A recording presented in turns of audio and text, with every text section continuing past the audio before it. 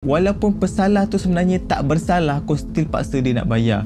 Agak-agak lah orang nak buat cerita kan. Takkanlah 8 beg dadah tu senang-senang kau nak serah kat polis.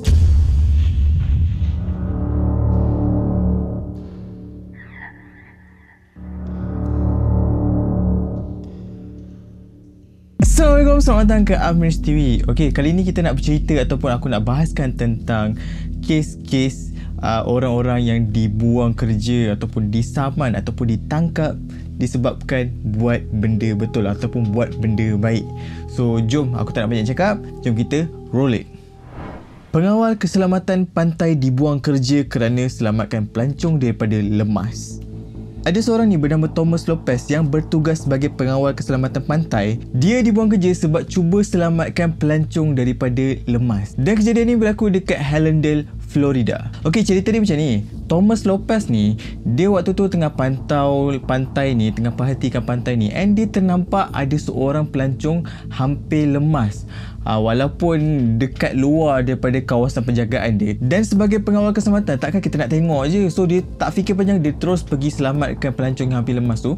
Dan dia punya member-member pun terus segera tolong Thomas Lopez ni lah. Nah, dipendekkan cerita, pelancong tu pun berjaya diselamatkan oleh Thomas Lopez and kawan-kawan dia lah. Lepas daripada tu, Thomas ni laporkanlah dekat pihak pengurusan kan.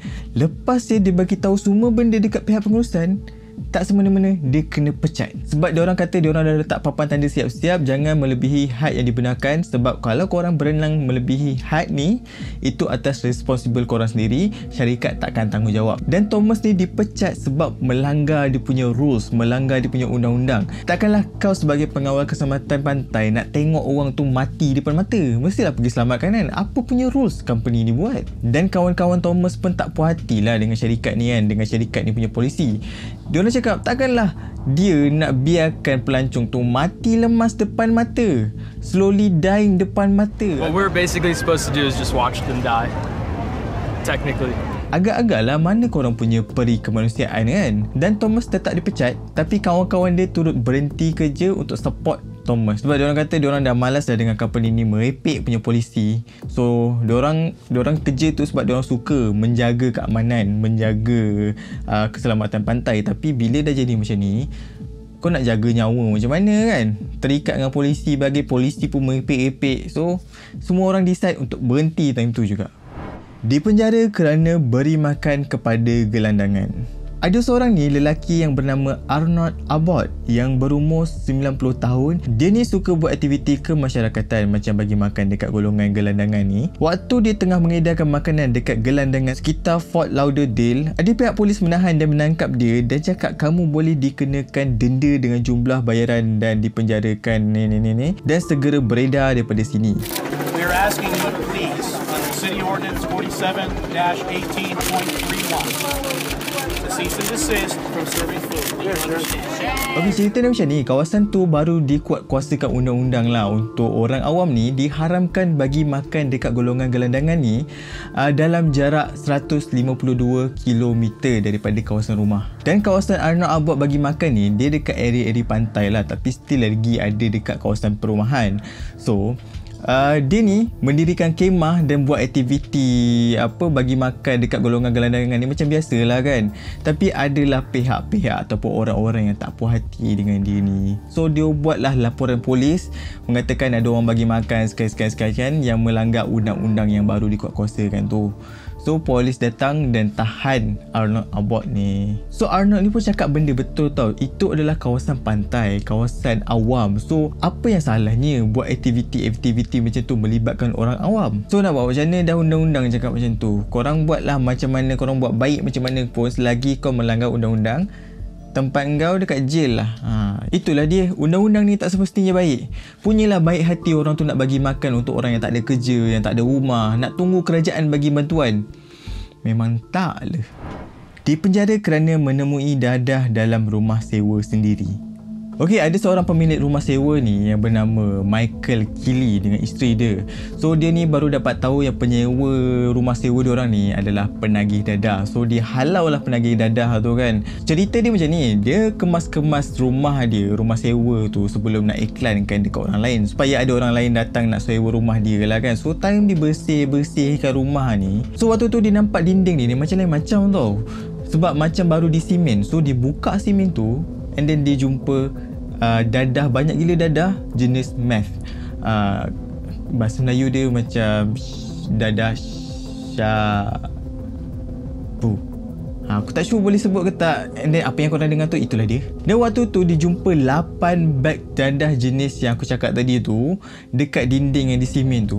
So lepas daripada tu dia teruslah call polis kan, cakap dekat rumah sewa dia jumpa dadah jenis ni dan tolonglah datang untuk buat pemeriksaan. Tapi bila polis datang, Michael ni pula yang kena tangkap sebab polis kata dia ni buat cerita ni, padahal dadah tu dia punya. Saja mereka cerita penyewa lama dia punya dadah kan, padahal tu dia punya. Polis cakap macam tu tanpa soal siasat, tanpa apa, dia buat andaian dia sendiri, cakap dia ni dia punya ni, dia buat cerita ni. Alah hai. Tapi waktu tu memang kes Michael ni dah viral dah. Kononnya dia dituduh memiliki dadah tu walaupun dia kata itu penyewa lama dia punya. Dan nasib baiklah orang ramai tahu Michael ni macam mana, jiran-jiran dia tahu Michael ni macam mana. So dengan kuasa viral dekat social media ni, polis pun tarik balik hukuman dekat Michael dan isteri dia ni. Walaupun polis dah tarik balik hukuman, Michael ni still dipaksa bayar denda dan meringkuk dekat dalam penjara selama 2 hari.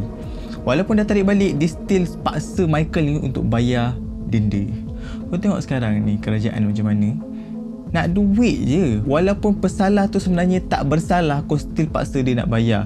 Agak-agak lah orang nak buat cerita kan. Takkanlah 8 beg dadah tu senang-senang kau nak serah kat polis. Aku rasa macam kalau ada penjenayah pun tak sebodoh tu nak buat kerja macam tu. Betul tak? Disaman kerana menyelamatkan mangsa serangan stroke. Beatrice Wiseman adalah seorang wanita tua yang telah dihantarkan ke Maryland General Hospital akibat serangan jantung yang teruk dan akibat serangan stroke yang teruk. Okey, untuk logic thinking lah kan. Kalau hospital dah terima patient yang memang dah critical, dah emergency punya situation ni, mestilah dia orang akan buat sedaya upaya untuk selamatkan patient tu kan. Tapi malangnya suami kepada wanita tua ni dah menandatangan satu surat yang mengatakan kalau wanita tua ni dah mengalami kegagalan jantung, dah mengalami stroke yang teruk dan mengalami komplikasi, jangan selamatkan wanita ni dan dibiarkan mati. Nak dipendekkan cerita, hospital ni berjaya selamatkan wanita tua tu, tapi hospital tak tahu yang suaminya ni dah tanda tangan surat perjanjian tu, dan anak wanita tua ni pun menyaman hospital sebanyak $250,000 termasuk $180,000 setiap tahun bersamaan kos rawatan untuk orang tua ni selagi wanita tua ni ataupun selagi mak dia ni hidup. Untuk isu ni aku tak tahu nak cakap macam mana. Entahlah, aku tak dapat fikir. Disaman kerana menjalankan ujian HIV tanpa kebenaran. Ada seorang pesakit wanita ni datang ke hospital dan dia jangkakan dia ni macam kekurangan vitamin B12.